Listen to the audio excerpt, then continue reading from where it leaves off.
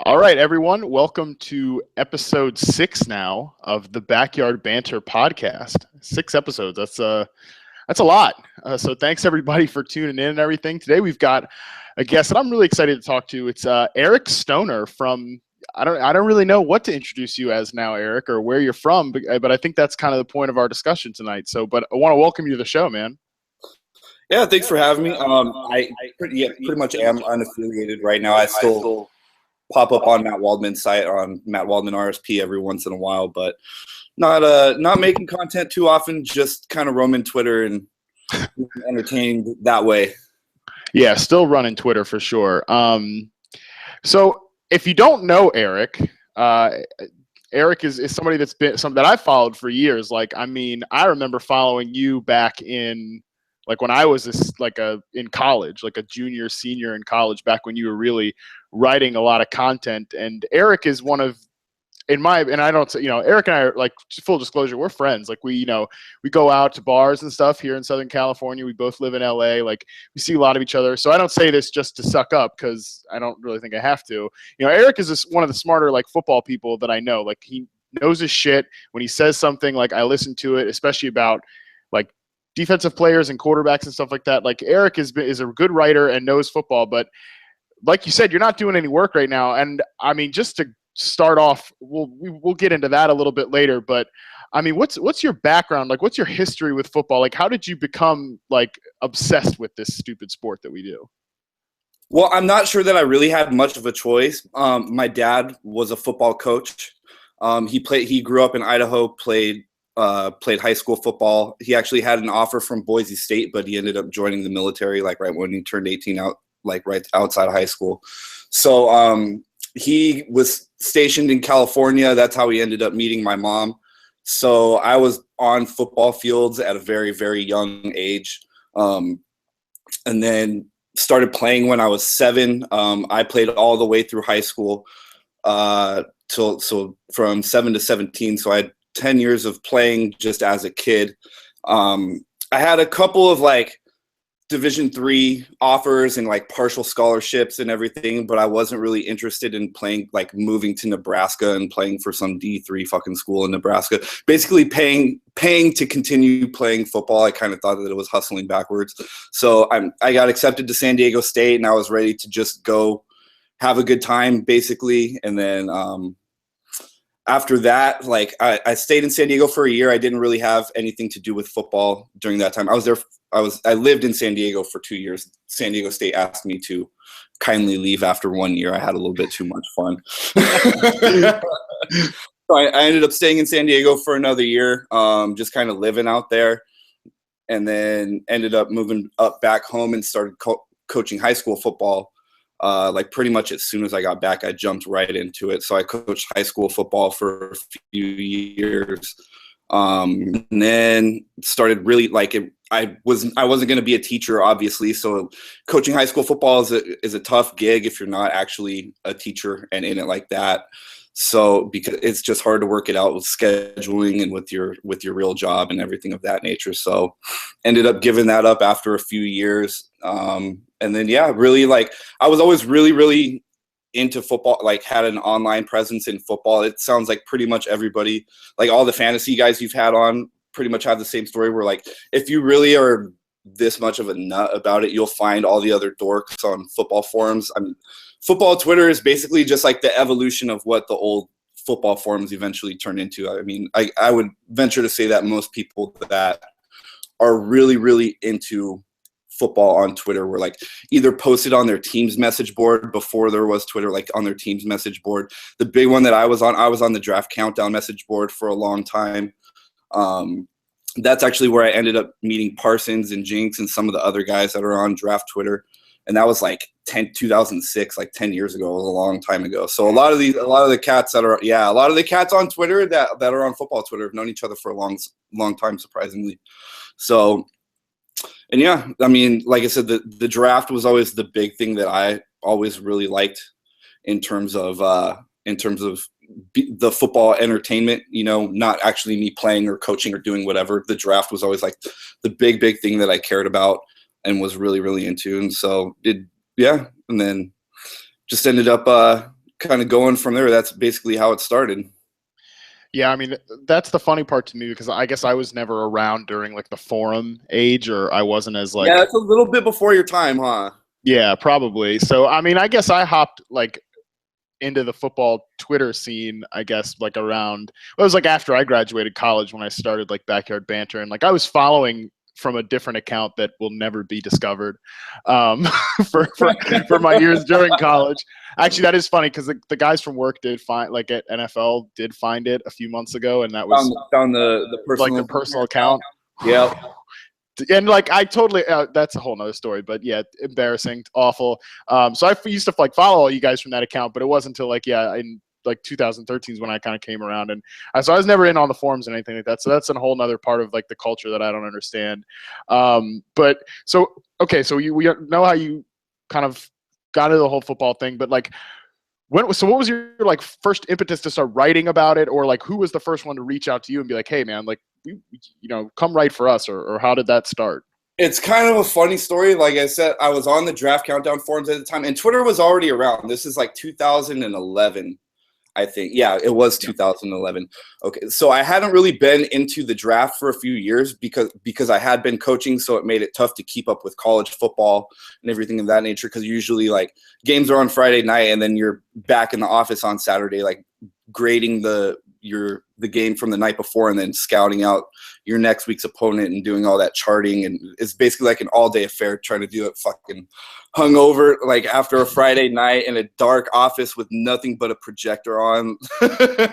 So that sounds terrible. Yeah, it was I didn't really see like those few years of college football. Like I remember when the Jags drafted Tyson Alualu, and I had no idea who the fuck he was. Like they took him 10th overall, and he was like, it was like a surprise pick at the time. People were projecting like second round, maybe late first round, and they take him 10th overall, which is funny too, because like in today's like draft Twitter world, like he would have been like somebody that people would have been super hyped on because he had crazy workouts and everything coming out of Cal. That's funny. It's actually really funny like looking back at it. So I really didn't know that much about the draft, but the 2011 class I had kind of gotten back into because I had just put in my resignation that I wasn't going to be able to coach anymore because I couldn't make it work with my schedule. And so I absolutely hated Blaine Gabbert as a prospect. And there was this dude on this forum that I would always argue about him with. Hated Gabbert as a prospect. And then the Jags ended up taking him, fucking trading up for him, no less. Like I remember watching that draft and just walking outside, like just lighting up a cigarette and turning the TV off and like wanting to scream, man.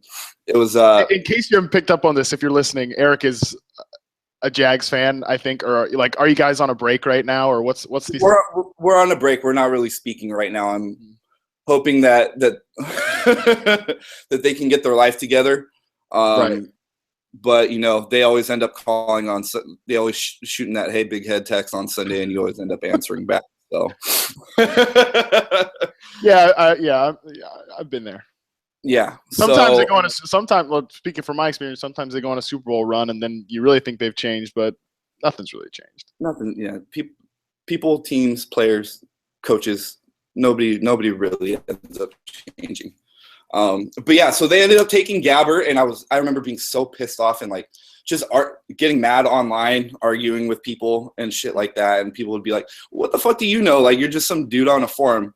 And like, I remember that just being the impetus to where I was like, all right, I'm going to start, making a name for myself doing this, I guess. Like, I didn't really have big aspirations to be big in like media or anything. If anything, like I really, like when I was younger and everything, I wanted to become a scout, and then quickly realized as I got older that I knew that was not going to be something that was in the cards for me. It wouldn't have worked for me. Like, it would be very, very difficult for me personally to do that job for that type of money and things of that nature. It's not a glamorous job, and you have very, very little say so of what actually happens with anything. You're basically just gathering information on dudes. It's like I said, it's not glamorous or fun. But so yeah, I was just like, all right, well, I'm gonna start, making a name for myself doing this. And at that time I was also like talking to the original owner of Draft Breakdown, because I think that was the first year that Draft Breakdown started making their cut-ups and their videos and everything. So he was the first guy I started talking to. he ended up selling the site to the current or not the current co-owner, Aaron. And so I started like cutting up videos for them and, you know, writing articles and things of that nature. And that's right when I discovered Twitter too, was right around 2011. So I had this new like fresh outlet to get all these takes off. So, and my Twitter following built pretty quick. After that was, I think Josh Norris was the first one to offer me like my first paid like writing gig, and he was just like $50 an article, I think, for once a week at Roto World. And that's when my Twitter following really, and my brand, I guess, really started to grow within the draft world. And then, you know, I just kind of did freelance work from like here and there. I ghost wrote some stuff for some bigger websites. I'm not going to say like what website or who I did ghost writing for, but ghost writing does happen in the draft community. And it, like I said, I'm not begrudging that or anything. A lot of the big sites like just will dump a shitload of work onto one or two people, like, and it's like, you got to get this stuff done, cranked out fast. So I did some of that. I did like some freelance stuff for Bleacher Report, helping them like do a bunch of their draft profiles. But for a lot of the jobs and gigs that I had, I would always like, I'd start off really good. Like, I think Sigmund talked about this with himself. Like, I'm a very, very fast starter, and then I get bored very quickly. Like, even with draft classes, like I'll get into the class super, super quick and like kind of go through it and everything. And then I'll just kind of get like burnt out doing it. And so none of the gigs I did lasted long term, or even like, I would even like, you know, say, you know, I've had enough doing this. Like, I'm not really interested in doing this anymore, and I don't want to hang you guys up or make commitments that I, you know, can't keep with and everything. So, yeah, I mean, that was after that, right around, I think it was for like right in between the 2013 class and the 2014 class. Andrew Parsons and I, that's when we decided to make the Draft Mecca site, and I was going to try to be more behind the scenes and like editing people's stuff, and, you know, trying to get, like, I wasn't planning on making a ton of content for the site, and neither was Parsons. It was just kind of like, whenever we felt like it, we could throw something up, and we wanted to get a bunch of good younger writers, you know, younger people, and the young crew coming up, who you were a part of, you wrote for Mecca, and there was a bunch of other guys that are starting to, you know, like I said, it wasn't a long-term project. We kind of deaded the site after a year. And yeah, just kind of watch my kids' wings grow has been the fun part of that. Yeah. So kind of going back to that, I don't know, that was a real bad echo there for a second. Sorry. So kind of going back to like when you were with, you know, like Bleacher Report and Roto World and stuff, like that's I guess when I first heard of you, and like, you know, you definitely had a lot of like clout and, you know, respect within like people like, you know, bigger name people, like you said, Josh, that like writes for Roto World, and like Doug Farrar, who's at Sports Illustrated now. I think he was at Yahoo at the time. Like, you know, people definitely like respected what you do and like still do. So I guess kind of the real thing I want to hit on with you tonight, and that I want to convey to the audience, like what you like described there up until like the Mecca point looked like a clear, you know, kind of upward trend towards like kind of how things start. Like, for example, like things started for me, like, you know, writing freelance for a few places, doing some little this and that stuff, and then like steadily getting more and more opportunities. Now, like I have a, you know, like a legitimate job within the industry, but your journey kind of tapered off there. And that's really the point of why I want to have you on tonight. Is I kind of want to hit into like what happened to kind of either illuminate to you like this isn't really what I want to do, or like the process of it all. Like, so kind of hit on like let's dig into that. Okay, so I get there wasn't really one catalyst or big event that made me think, oh, you know, I don't know if I really want to do this. Like, people would always gas me up and tell me, you know, you can go as far doing this as you want to go. Like Matt Waldman has always told me and really supported me like that and everything. Like, and he's not just, and with him, I know he's not just saying that to gas me up. Like he tells like things that he actually hears from people, not just in the media world, but in the actual like NFL, like the NFL. I'm not like saying this to toot my own horn or anything, but I know that they know who I am, and they pay attention to my work. I can also just so it's clear that you're not pumping yourself up. I can also confirm that that is true too. Right. So, like I said, it wasn't really one catalytic event. I just, people that have always followed me have known about this. Like, I don't really have too much of a filter. And I like tweeting about whatever I like to tweet about, or whatever. Like I let things about myself be known. You know, I don't like completely expose every intimate detail of my life or whatever, but it's like I give enough to where like my audience knows who I am without really knowing who I am, if that makes sense. Like I said, not giving away like every intimate detail of my life. But so I was, and I've always been like this, where I was always just kind of turned off by, how do I put this? The enforcement of like professional culture in a very free and open space. Like for the people that actually are have to use Twitter for work, I mean, I guess I understand it, but the majority of us are not on there for that, you know?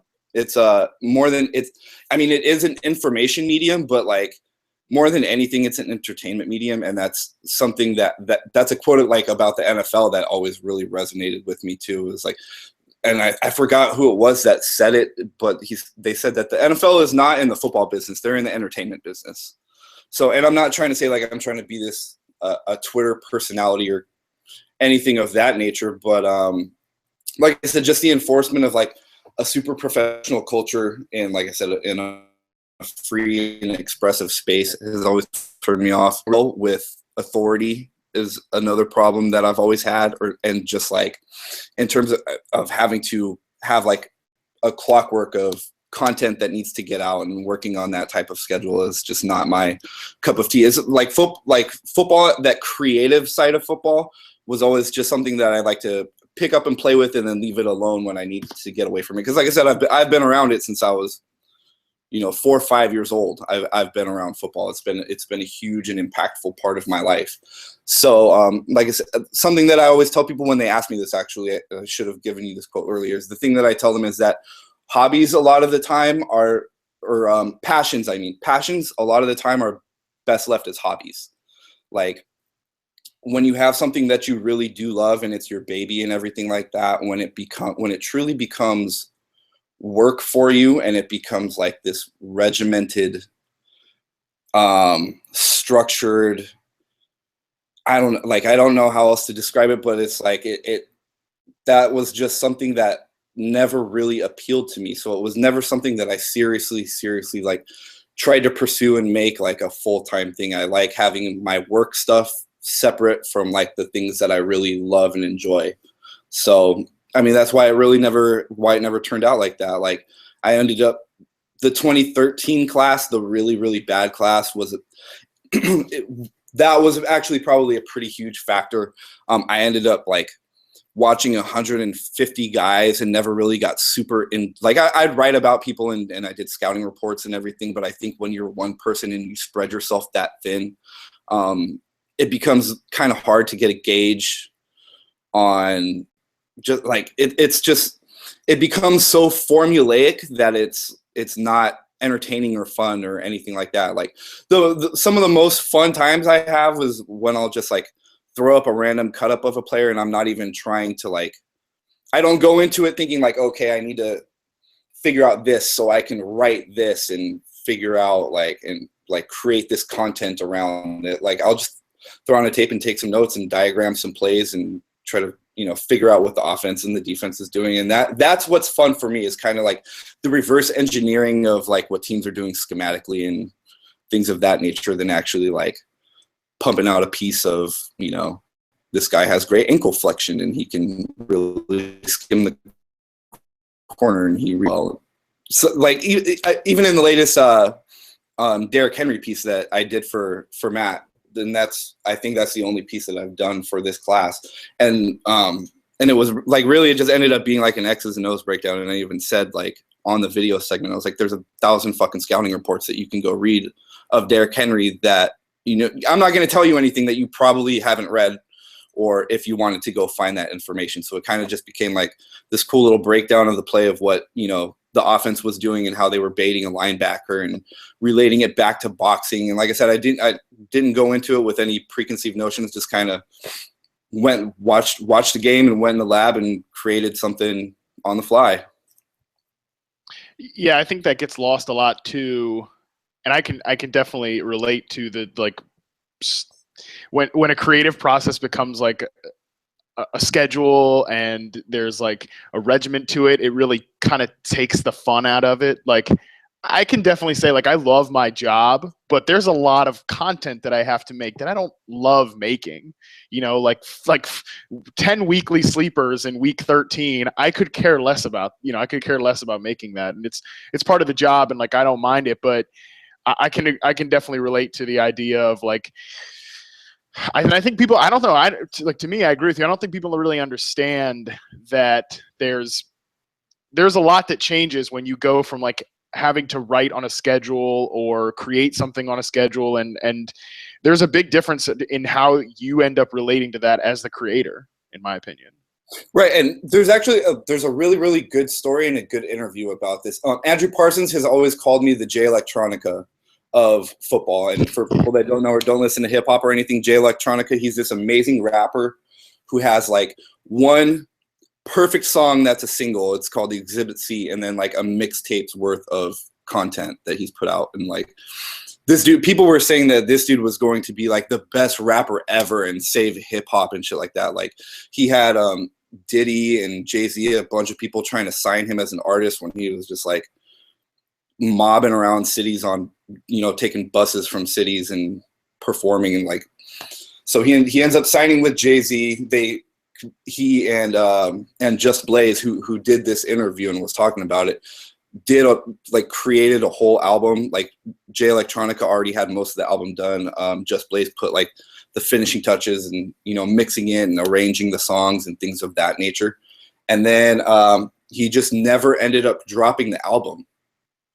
Like, and it's probably been close to 10 years, like 8 to 10 years since that whole process was done. And, he just never dropped the album. He actually ended up dating one of the richest women in the world and moving to England and everything. So it's not like he's really pressed to have to do that, for money, like money wise or anything of that nature. But one of the things that Jay always says is my train's right on schedule, and I think that's like a big thing that resonates with me. And, not that I necessarily believe in like predestination or anything like that, but I think that you as a person, you take on the things that you can take on, and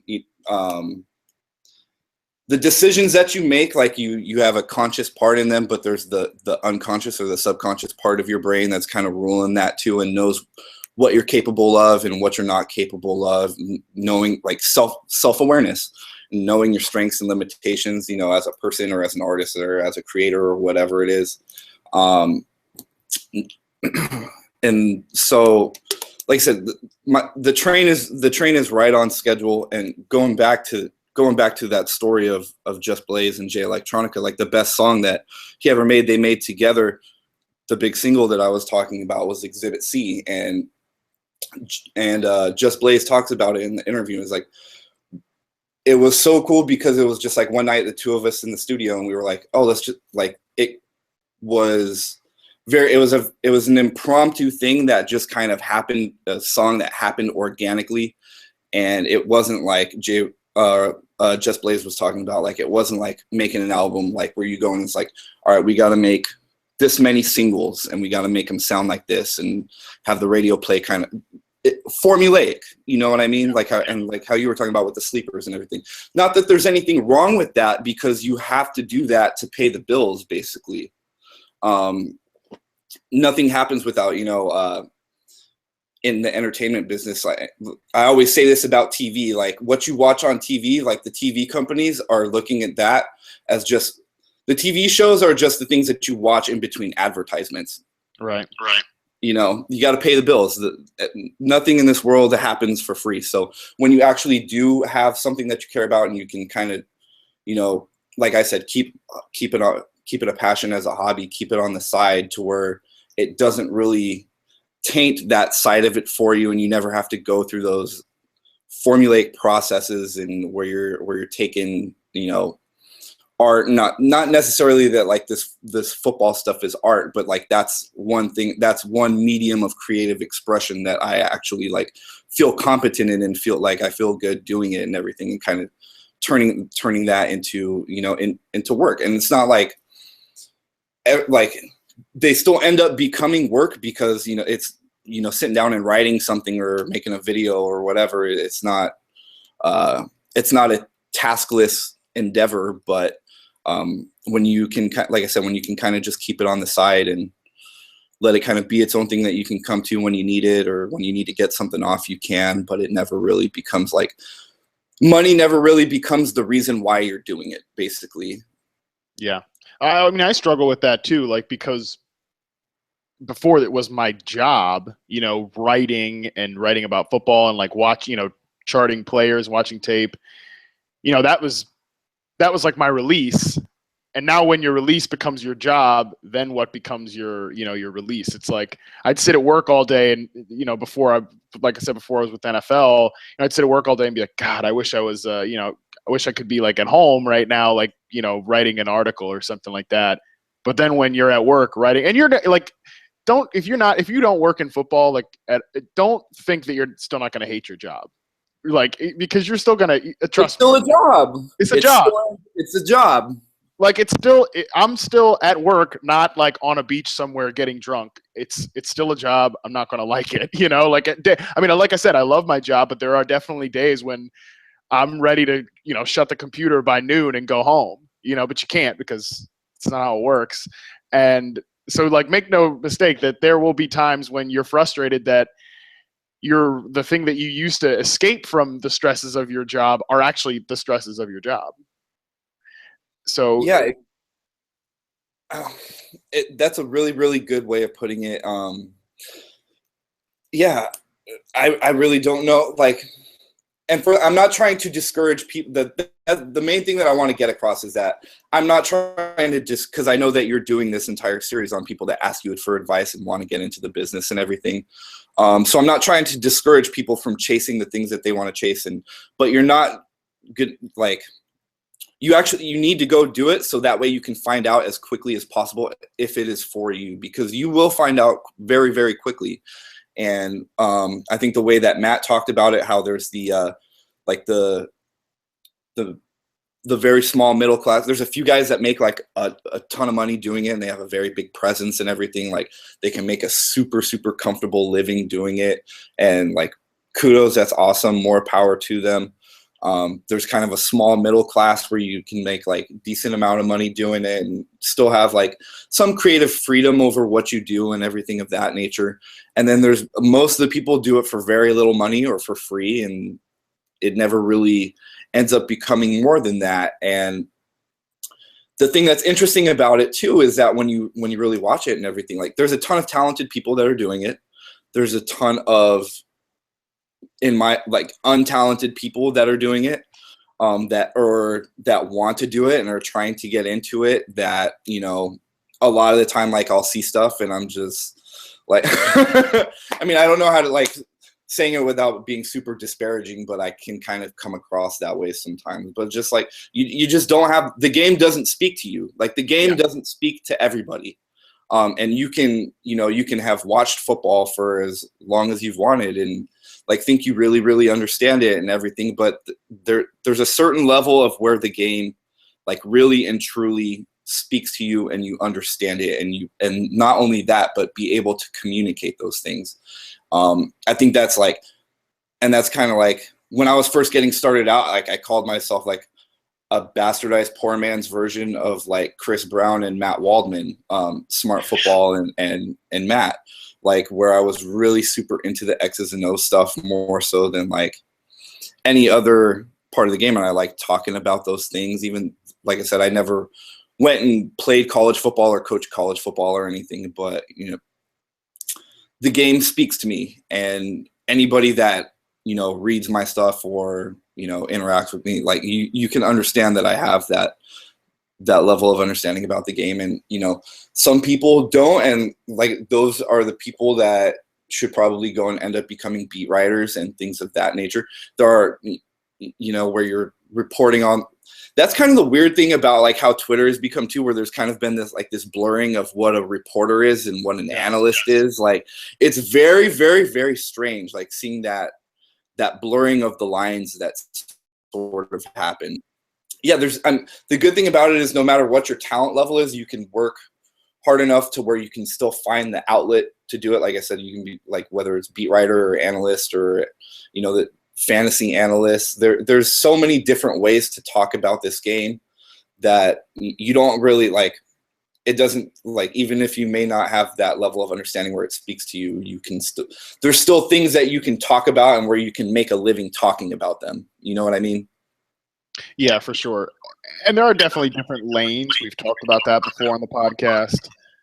Like I would definitely never be able to be a reporter or like, you know, write about news or break news or anything like that. There's so much that goes into it that just doesn't appeal to me at all. Right. So yeah, like that's definitely important. I mean, I don't know what I would call myself or anything like that, but definitely that aspect that doesn't make sense to me. And you're right. There are people out there that are, that's one thing that was shocking to me. And I feel almost like stupid and naive, like looking at it and like realizing that I thought this way a while ago, but like it was shocking to me, like the longer I spent in like football Twitter, like how much people there were that just weren't actually like doing this for a living, like were like either super small level like freelancers or weren't getting paid at all and were just like on Twitter talking about football. Because I think you come into Twitter and you think like all these people that are talking about football and talking very intelligently about it, like all are employed in some way. And like, that's not the case at all. There's, like you said, there's that small range of like a middle class. And then there's a lot of people below that. Right. And it wasn't always like that either. Cause for a long time there was like, this is pre-Twitter or even early Twitter. Like unless you started your own independent site or your own independent blog or whatever, there were very, very few online big draft sites. Like I said, there was Draft Countdown, there was Football's Future, there were a couple of other ones that I mean, it was so long ago I don't really remember, but there wasn't really that way to get your foot in the door. And that's what's kind of cool about it now, is that there's so many small and independent. It's become so much easier to start up a blog or a network of blogs and things of that nature to kind of get to have that outlet and find and discover talent and everything. I mean, and that's what we were even trying to do with Mecca. Like I said, like it ended up being more kind of us like getting a young group of writers and letting them kind of go to town and write about whatever the fuck they wanted to write about. And we do the editing and help them out and things of that nature and do kind of the back end stuff. But it was more about like finding them in, because there's a ton of talent that just like either doesn't get paid or gets paid a very, very minimal amount. And so it's kind of cool just seeing that like the community, the football community, whether it's, you know, fantasy or draft or whatever little corner that you're in, because there's so many like there's football Twitter and then there's like the million different subgroups. Like it really is like a forum. Like even like, okay, like on the Draft Countdown forum, I remember there was like the actual draft forum, there was the NFL forum, the college football forum, and then like the off-topic forum where you talked about everything else, which is basically like what Twitter has become like 90% of the fucking time now, which is great. The off-topic parts of the forum were always like the most fun areas. So that's where you like got to talk about cool, funny shit all the time and just kind of waste time and bullshit around and be entertained. Didn't have to be like take it so super serious. So it's the just tough part about Twitter is it mixes all that together. Like there's, you know, because I mean, the larger you grow, like you're following, you'll occasionally get somebody that like is annoyed at which is so stupid to me, is like that you're annoyed with the fact that they're not only talking about football, like and I'm guilty of it, like too. You know, I have obviously like my account is associated with my job, but like I'm gonna talk about whatever I want to talk about, you know. And so right, it's funny. Exactly. One of the other like. I mean, I can't really say this for you because you and I know each other like in real life now, but if you hit that log out button, like none of these people actually fucking exist. That's what's crazy about it. like you meet and interact with all these people and they become like cool friends and everything, but like if something's really bugging you on Twitter or something like that, just hit the fucking sign out button. Like none of these people are real if you really think about it. Like and Twitter's gonna like whatever that tweet was that bothered you, it'll be gone. I promise, it'll be gone the next time you open the site, like, and you refresh your timeline. Like that was hours ago. Yeah, it didn't even fucking happen. Like none of this stuff. It's so silly, like how serious it's taken sometimes, because it's like football itself it's just a stupid game. First of all, like, and just kind of the entire culture of football is so strange. Like how it's kind of like this pseudo military fantasy game. Like you have training camp, which is like boot camp, and just all the just the nomenclature of it, shotgun and the trench wars and shit like that. Like it's so fucking dumb. If you really, it's really, really dumb if you think about it. Like it's this, and the NFL takes itself so seriously already, and that kind of like spills over into the media coverage of it. Like you see like how differently the culture of college, and I'm not saying that college football isn't without its own massive flaws and everything, but one thing of like it's kind of accepted for kind of the silly spectacle that it is. Like like that's like what, you know, it's like what it seems like what soccer is in terms of being in other countries, where it's like this crazy just like spectacle of itself, and almost like self-parodying almost. So, and then that kind of spills over into how college football is covered. Like the college football writers and the bloggers and everything, for the most part, take themselves much less seriously than like most NFL people do, and people that cover the NFL. It's even more pronounced when you see like the NBA guys and the NBA bloggers, and like how the NBA kind of portrays itself spills over into the coverage of it. And it's just much more relaxed and loose and fun and everything. And then everything kind of tightens back up with baseball. Like I don't really fuck with baseball at all, but you can just kind of see like it's kind of like the same thing about football. Like it doesn't have that crazy like we're a pretend military organization like how the NFL and football is, but like still just interested seeing how like the different sports are covered just by how the leagues, you know, make themselves come across, so to speak. I had never like put that together, but that's so true. Like especially just the difference between college football and NFL, and like because I really probably like watching a big college football game, like I did like the national championship, like and being on Twitter during it is so much more like fun than watching like an NFL game on Sunday, or even like the Super Bowl comparatively is never as fun as like a national championship game would be, because I think like you said, like the writers don't take themselves as seriously. Like much more coverage goes to like the hilarity of like, you know, like Lane Kiffin doing some dumbass thing on the sideline. Spectacle of how weird and dumb this whole sport is. Like, yeah, and just seeing like, yeah, like I said, just it can. I've pretty much said all that I can say about it, I think, but. Yeah, it's just really funny. Like it's just, it's so funny, and I think that it's funny just because I've never noticed this, like just, or at least never heard it put into words before, but that's so true. And I don't know, to me, like I always go back and forth between like the frivolity of football in general, and then like especially like covering it, like how pointless that is, and like, wait a second, you know, which is cool. Like, wait a second, this is my job. That's pretty awesome. But at the same time, like, this is my job. Like, am I making a difference in somebody's life and everything? Or like, what's the point of all this? And like, sometimes that's very freeing to be like, yeah, dude, like none of this matters. Like, you know, people might get mad at me if I say something that they don't like, but like at the end of the day, like if I screw something up at my job, like world's going to keep moving. But then at the same time, that kind of is also, it's a weird balance, because at the same time that also, like I said, it makes me really question like how long do I want to even like,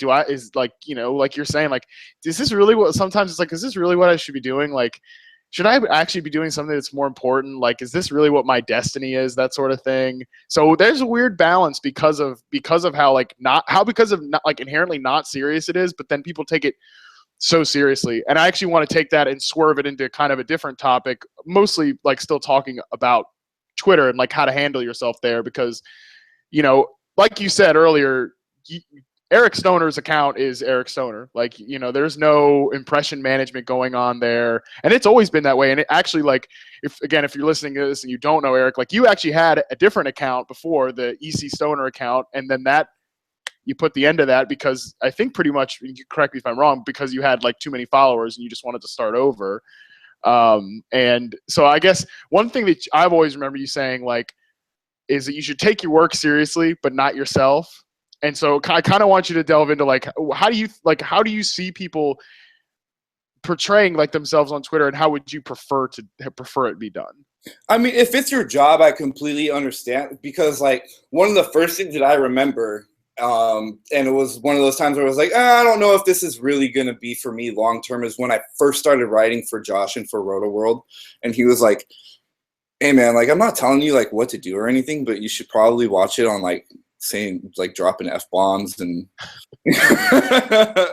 like, it's, I mean, dropping F-bombs and some of the things that you tweet, you should probably just like tone it down or everything. And I remember thinking, I don't think I said it to him at the time, but in my head I was like, well, you're gonna like give me a W-2, or are you just gonna, am I an independent contractor where you're gonna fucking 1099 me? And I'm not really an employee. Like I said, I didn't really say that, but I ended up like thinking it down the line a little bit.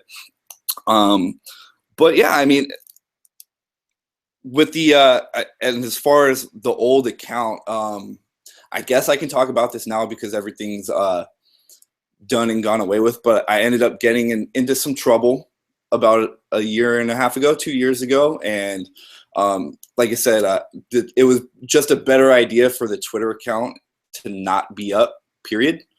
I'm not going to go into it any more than that, but that was the real reason I took it down. But yes, I did have, I think I had like 8,000 followers at the time I ended up taking it down. And that's just like I said, I never went into this trying to like build a massive audience or anything like that. Like, I wanted to get the respect of people whose work I had always admired and things of that nature. Like, I wanted like my voice to count to them, but I really wasn't trying to like, you know, convince an audience or build like a big audience like that, so to speak. So, yeah, I mean, because I don't have any other social media. I got off Facebook in like 2010, I think, and never got back on it. I mean, I have a Snapchat, but my Twitter account, and it doesn't have my real name on it or anything, is basically like my only social media that I have. So I don't, like I said, I never wanted to be in the public eye, so to speak, and even like having 8,000 followers like that was not appealing to me. So it was kind of a 2-in-1, so ended up deading the account for that and got to start over fresh. And kind of like my audience is like cultivated now to where I always used to say that like after 3,000 followers or so, that's when like all hell basically starts to break loose. So I'm kind of right in that zone right now where it's just like the people that follow me are basically like the people who I want to follow me, and I don't really need it or want it to get any bigger than that. Like, I have the people following me that like I interact with and I'm cool with, like in the communities and things of that nature. And, you know, so it's like I said, it's just an entertainment thing for me more than anything. And so, yeah, that's basically it. Yeah, that's 3,000. I remember 3,000 followers. Yeah, man. It's comfortable in that area. It's comfortable. And I know that you tell people like, that you don't ever call them like you don't call, you're not, people aren't annoying you or calling like being mentioned pests or anything of that nature. And it's like, that never really like got to me either. Just the idea of that many people that I don't know, like know my name or could like look me up or are following me. It was just, it's very, the idea of like celebrity for doing something, like I say, that is so stupid is like, it's very, very strange to me. Yeah. It's a hard thing to, like, it is a hard thing to grapple with because like, especially there, I think the only time like having a lot of followers annoys me is like in season during fantasy season, because I get, a bajillion questions. Like sitter starts. Yes. I fantasy Twitter, the ones that still remember my old account still fuck with me too during football season. And like when they get sitter start questions they send them my way, because it's not appealing. Like not appealing to me. That's not something that is it's fun. Not your thing either. Like, yeah. That's not what like you're like, even when you were doing stuff, it was like you're doing draft stuff. So why, but people do that. I mean, they don't care. They're looking for they're just looking for an answer. But yeah, like during the season, like you can't even keep up with that. Like you just go through it's so refreshing, honestly, now being in the off season. Like, even though I have a lot more followers, like I can look at like every tweet that I get pretty much. Right. But exactly. During the season, it's like, maybe like 5 people are asking me a question I'd actually like to answer, and the other person's like, should I start Mike Evans or Sammy Watkins? I'm like, I don't know. Why are you asking me? Why do you want to start? why are you asking me? And I know that's so people get so annoyed at that, because they're like, it's your job. But well, yeah, I mean that all in and of itself, that's a whole nother thing. Yeah, of course, but. Like, should I pick up Buck Allen or this other guy off waivers? I'm like, dude, I don't know, man. Like, do what you want. Like, this is your this is your team. Why do you? I know people, like I said, people get so annoyed because that's like my job or whatever, and it is. Well, not really. That's why I always tell people, like, job's really not to pick your team for you. My job's just to write an article and that you read it and then decide whether you want to do that or not. Like, right.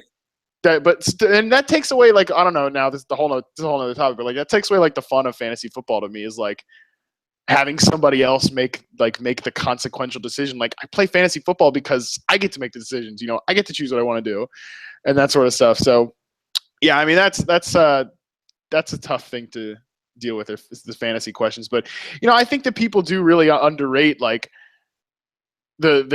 how taxing like Twitter can be sometimes, because it is, like you said, like you were saying earlier, like it's easy to just log out, but at the same time, like people get like kind of caught up in Twitter sometimes, for sure. And Josh and I were talking about this on the last episode. Like, he's like, sometimes it's you could be alone for an entire day, but if you're on Twitter enough, it feels like you've been, you like kind of have interacted with people, even though it's like an incredibly falsified form of interaction. But like, is there anything, I guess, that you see like in the draft community? Like, I don't know if I want to call them like mistakes, or like ways that you see people interact that like you think is either inadvisable for somebody that is like trying to get their name out there, or like comes off, I guess, as kind of phony, or like what's something, like if you see an account, like, you kind of look through their, like the way they tweet or whatever, like what kind of like rubs you the wrong way, I guess? I mean, well,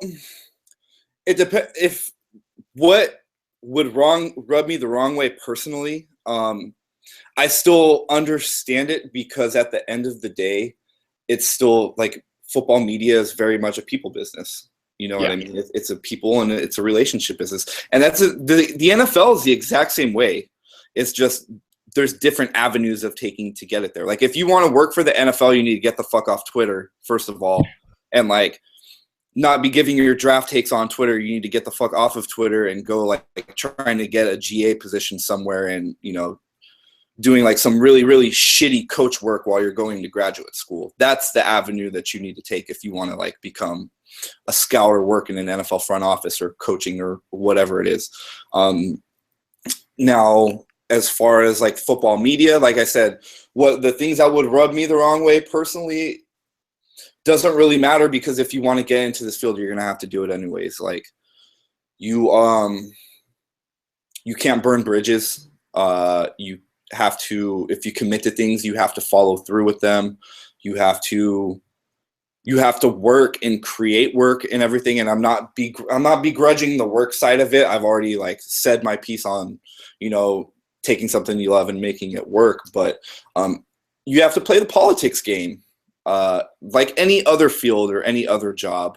Like, unless you are really 100% your own boss, you have to play. And even if you are like if you're a franchisee or whatever, you're still going to have to deal with the corporate side.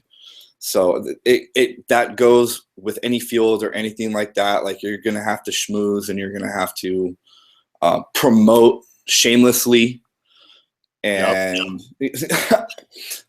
I mean, there's really nothing that's special or unique about football media that doesn't really apply to any other job or any other workplace. The thing that bugs me is that, like, Twitter is like I said, it's an expressive medium that, like I said, while it conveys information and everything, that's not what that's not what all of us are here for. We're not all here to be professional into that. And that's kind of like one of my favorite things, because the football Twitter was very kind of like stuffy and robotic, I would say, before I kind of made me and Andrew Parsons kind of like made our impact and our mark on it. Like, I feel like we helped kind of loosen up the room a little bit. Like, you can make fun of the other writers and like know that you guys still have respect for each other and respect for each other's work. Like, you guys can still joke like your boys and like call each other out and make fun of your guys' pictures and all that shit that we all do to each other, like how you would do with your boys in real life. Like, I don't know anybody that hangs out with their friends in real life and is like super proper and, you know, doesn't bag on anybody or anything like that. So, like, I know it's weird for you guys because it's both a professional and an expressive medium. So you guys kind of have to like toe that line a little bit more so than others, especially like somebody like you work for the Shield. Like, you technically you are an employee of the NFL.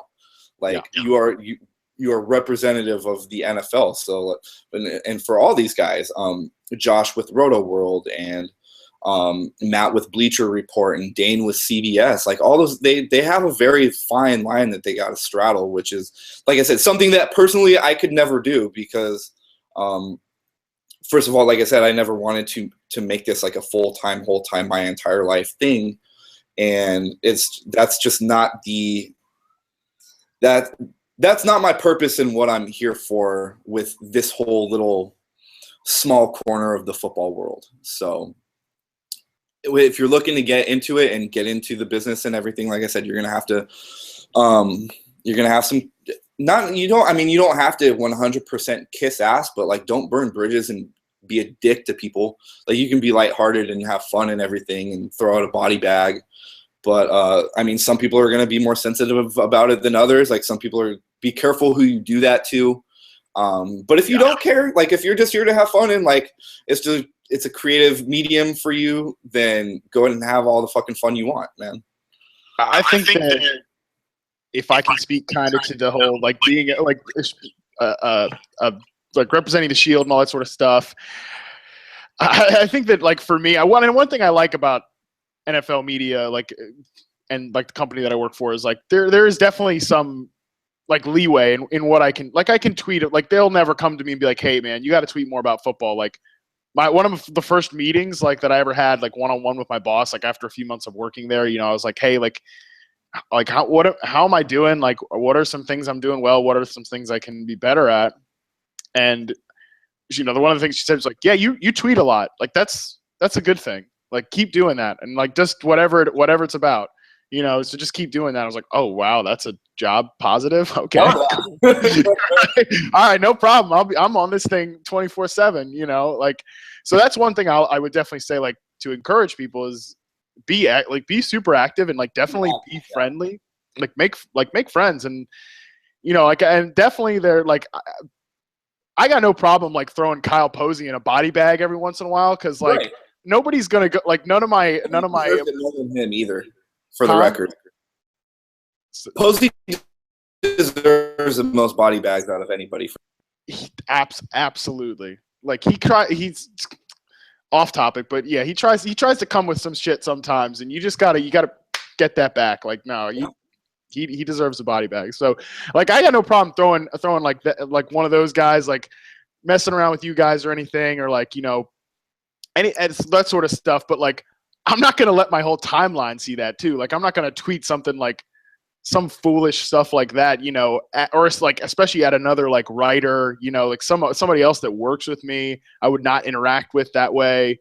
Right. You know, unless like, I mean, if it's Alex, like my roommate or one of the other fantasy guys, like that's fine. But I'm not going to tweet like Daniel Jeremiah and like try to throw him in a body bag or something like that. You know, you definitely have fun and make connections, because, you know, you never know when that's going to be also like a beneficial relationship too. Like, you know, when you were starting out Draft Mecca, like I'm sure those, like the guys that you were cool with were the ones that you wanted to pull in more, you know, and like obviously you guys weren't running like a site where you were paying a bunch of people, but people still knew that like, oh, well, Eric writes there, you know, or that's his site. So like that like I said, your name holds clout regardless of what your status is. So then like people, that's why I wanted to write at Draft Mecca, because I was like, oh, well, you know, that could be a good thing for me too. So being friends with people like online and on Twitter and stuff, it's a beneficial thing, and it makes it more fun. Like, because like I said, it can be grueling, and so it's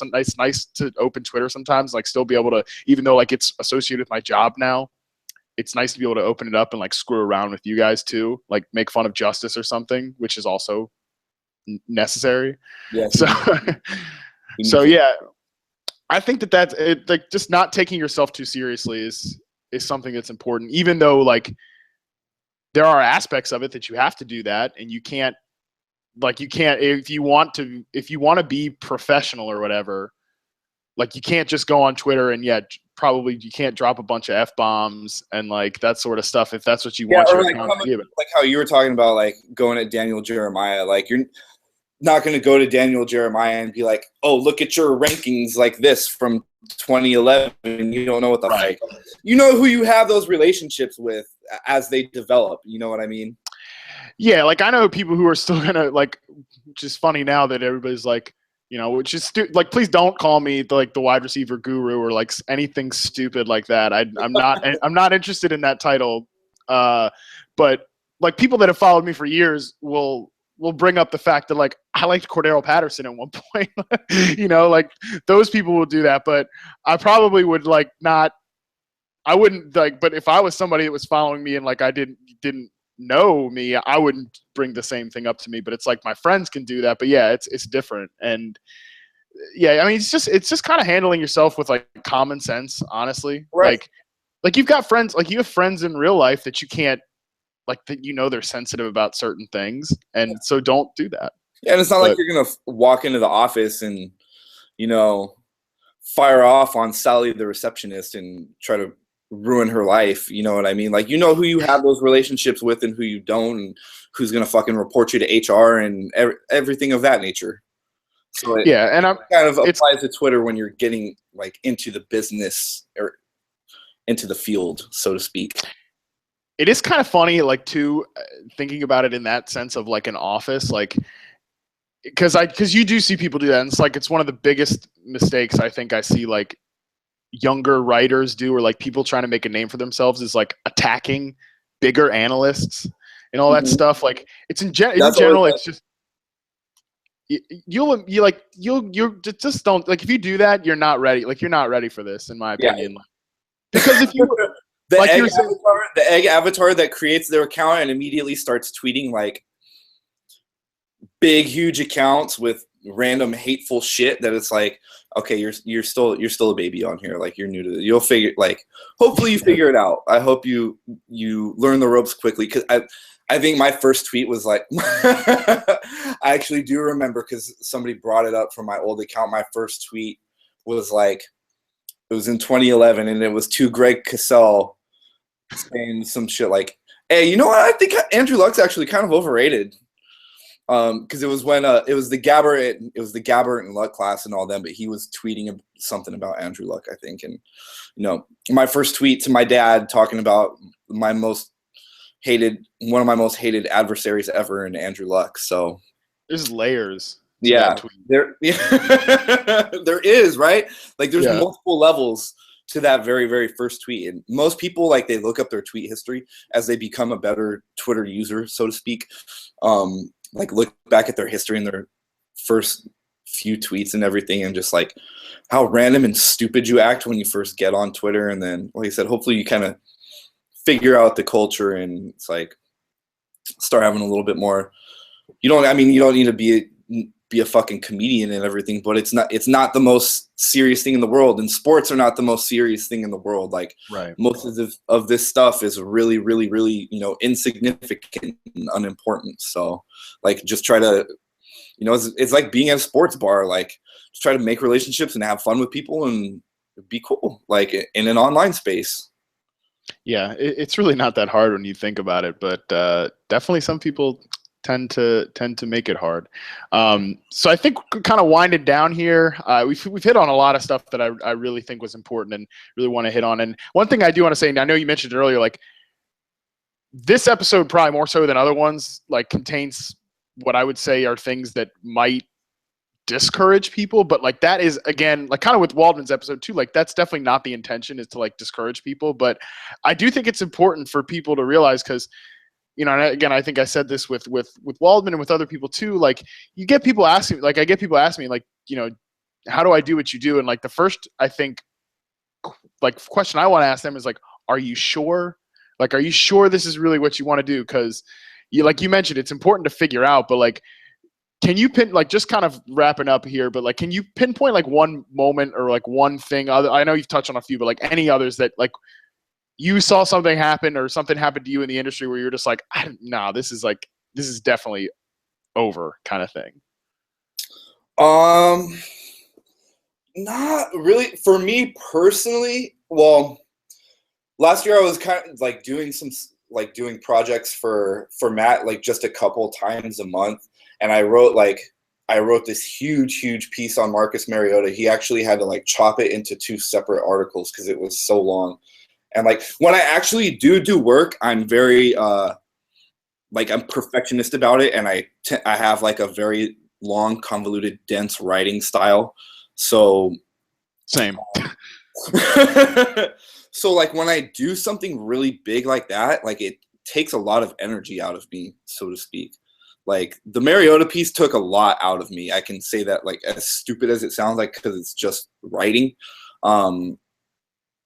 It took a lot out of me mentally to kind of finish that piece and like talk about everything I wanted to talk about. And it was like, it was really, really good. Like it's one of the best pieces I've ever done, like that 2-part series. But like I said, it took a lot out of me, and I was just like, cause he, like I said, Matt, like I know Waldman's he's never gassing me up, but he was like, like, people know who you are, and like you need to be doing this. And then there's still like there's always that side of you where it's just like, even though I know I'm good at this, I don't necessarily know if it's what I'm supposed to do.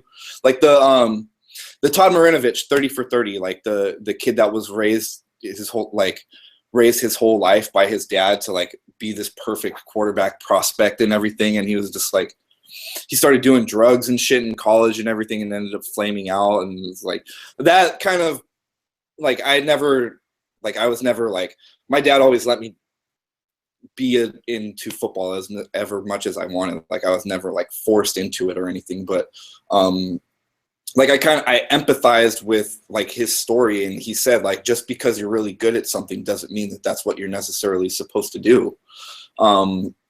So like I've just had those realizations throughout as I've done the work, and like people have tried to get me to do more, and I've always just kind of like never really fully committed. But as far as like seeing it play out, I remember a couple of weeks ago, Thomas Gower, he used to do a Titans blog. I think he's with Football Outsiders too, but he's a Titans fan, and he did a Titans blog for a long time.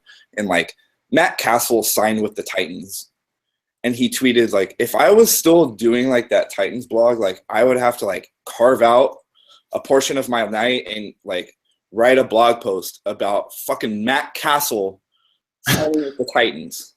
Like, think of how just deadening, like, I don't know, that is like, all props to people that cover team blogs, like Alfie Crow, who runs the Jaguars blog on SB Nation. Like, he's always given me an outlet for work whenever I wanted to write anything or anything like that.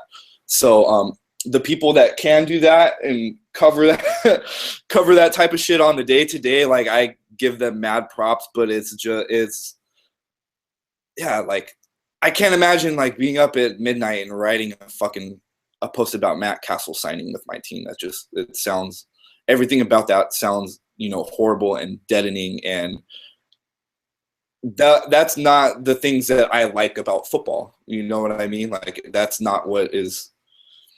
I don't get any enjoyment, even if somebody was paying me for that. Like, you couldn't pay me to fucking write something like that. And if that's something that you're not gonna know, and like how you said, you ask people, are you sure you want to do this? You're not gonna know until you actually go and do it. And that's the big thing. Like, I think that's been something that every single one of your guests has talked about, is more than anything, you can't get into this field or do anything or get noticed or anything of that nature. You got to fucking work. Like, you have to hopefully find something that you're doing different than everybody else, and that will take time. But you're going to have to write a bunch of shitty stuff, and your early stuff that you write is going to be bad. And it's like any other craft or any other skill. Like, you got to put your hours in and hone your craft and get better at your craft. And you're not going to know if it's something that you want to do long term until you actually sit there and do that. And if you can, if you are still in love with the boring and the tediousness and everything, then it's probably something for you. If it's something that you kind of are like, I liked this better when it was kind of on the side and I can come and go to it as I pleased, then it's probably not something for you to do long term. And that's not the end of the world, because like I said, like, working in sports is, I mean, it's fun and it's entertaining and everything, but it's not the most important. There are more important things out there, and your life path is eventually going to take you where you're supposed to be anyways. I couldn't have said that better myself. Because I like I said, as much as I love my job, like, and this is, my dream come true in many ways. Like, I'm 24 years old. Like, don't rule out and it could happen. Like, it could happen to any of us. Like, don't rule out the fact that, like, in 10 years, like, I don't want to do this anymore. I don't want to be, football media or whatever 10 years from now, that sort of stuff. Like, be open to that possibility, because it's definitely something that can happen. But I think for tonight, it's pretty much all we've got. Eric, if there's anything else you want to shout out, convey to the audience before you get out of here, just floor is yours. Just like to reiterate, my intention is not to discourage anybody. I think everybody should chase the things that they think that they want to do. My perspective is very different from others. It always has been. And like I said, you're not going to know until you actually chase it and try to do that. And I'm a big proponent of that. Like, I think that the Sigmund actually talked about this on his episode, I think, is that when you actually do start working towards things and everything, like, the life will kind of lead you to the right, like, you still have to go through the doors, but life will kind of lead you to the right doors. You know what I mean? So if this is really something that you guys want to pursue, definitely pursue it. Chill the fuck out on Twitter, everybody. Like, relax. It's a fun place. And yeah, I mean, I think I've talked my ass off. I really don't have much else to say. Shout out to Matt Waldman, like I said, for always giving me a home and a place to write. He's been one of my big inspirations with this entire little stupid cottage industry that we have. So thank you to you too for having me on and for writing for my stupid site that I used to have. It's it's very, very cool to see, like, how your career has gone and progressed and everything like that. And you're an awesome example of, like I said, just work, and you'll eventually find the thing that you can do that other people can't do. And things will, not that will be the only thing you ever do, is that will kind of lead you to get noticed and enhancing, like, your work portfolio, so to speak. And if you want to get into the NFL, get the fuck off of Twitter and go try to get a GA job. And that's basically it. Yeah, oddly enough, NFL teams are not scrolling, through the timeline, or not scrolling through, people's mentions looking for the best takes. Right. They pay attention more. They pay attention more than they will let on, or what people think, and they're kind of aware of what goes on. I mean, because just as like a little anecdote, wrapping up, like, there's that the Play the Draft site, which is like the draft stock market website that all the dorky draftniks play. That's the Bengals were like an investor and a co-owner of that. Yeah. And like I said, NFL teams pay attention, but they're not scouring Twitter for, their next scouting intern. Yeah. There's different avenues to take for different areas of the business that you want to get into. So that is definitely true. Yeah, but good luck to all of you in your endeavors. I hope you find your dreams working in this little football world. And if not, like we've been saying, life will reveal the path to you. But yeah, so that's pretty much all from us tonight. Again, I really want to thank Eric for coming on. I'm not going to shout out his Twitter handle since he's sitting comfortably at his level of followers. And I actually forget to do it for everybody, so I might as well play it even. But yeah, so if you're enjoying the show, please subscribe on iTunes. Leave a rating or a review. Like we were saying earlier, this is that shameless self-promotion that you have to do, because nothing makes me feel stupider than asking you guys to do that. But it does help, and the feedback has been great to the show, and I'm looking forward to getting some more guests on. And hey, if you've listened this far, and you have somebody that in your head that you want me to get on that I haven't had on, give me some suggestions, because there's so many that I want to do. So feel free to mention me on Twitter and be like, hey, get this guy on your show or get this girl on your show. Especially we need some more people. So again, we want to thank you guys for listening, and I hope you learned something today.